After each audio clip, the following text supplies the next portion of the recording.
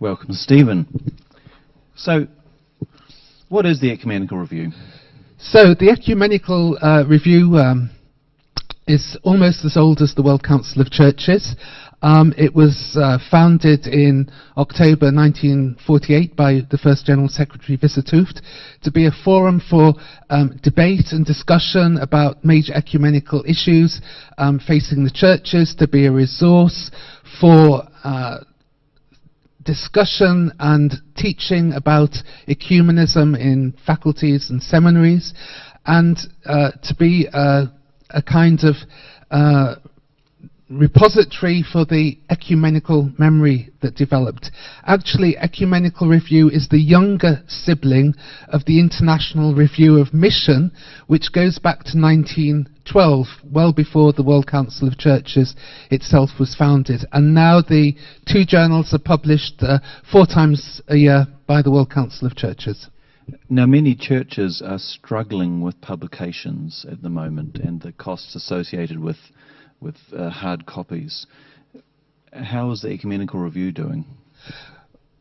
The Ecumenical Review is now published by Wiley in association with the World Council of Churches. Copyright remains with the World Council, and the World Council is responsible for the content.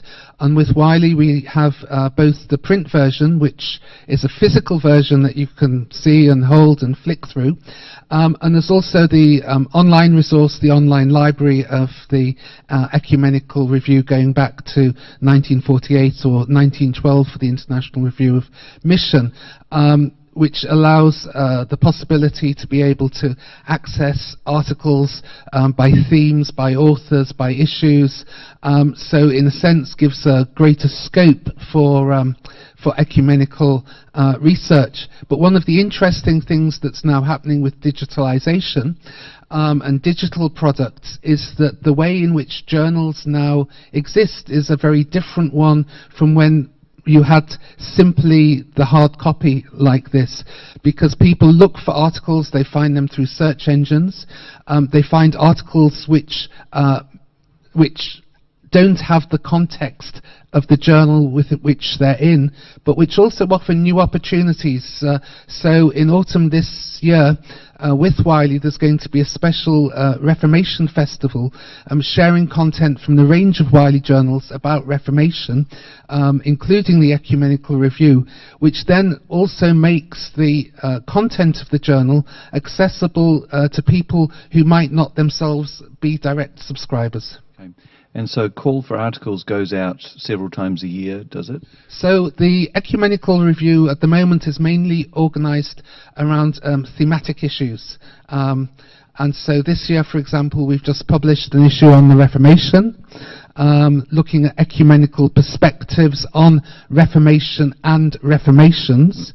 We've got an issue coming up at the end of this year on Asian ecumenical theology. And in some cases we would have a call for papers, in some cases we would work with a guest editor who's an expert in that field, as is in the case for the forthcoming issue on religious perspectives on climate change in Africa. What would you like ecumenical officers to know about the Ecumenical Review?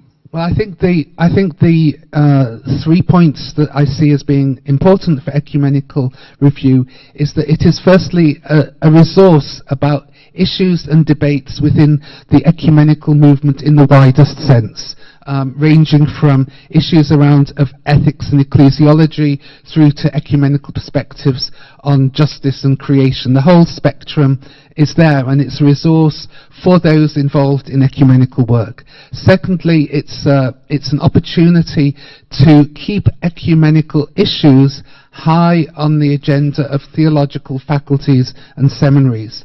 And for those ecumenical officers that are in churches which themselves have seminaries and theological colleges, it's a resource to share with them. And thirdly, I think one of the areas I think we're really keen to promote is to use Ecumenical Review and the International Review of Mission to help develop a new generation of theological researchers, so that those who've worked on ecumenical issues in their studies are able to use the Ecumenical Review as a journal to encourage them in their studies, but also to be a forum for publications to strengthen a new generation of ecumenical research. Stephen, thank you so much. And there are just a quick advertisement, there are copies in the lobby which you can help yourself to after the... Thank you very much.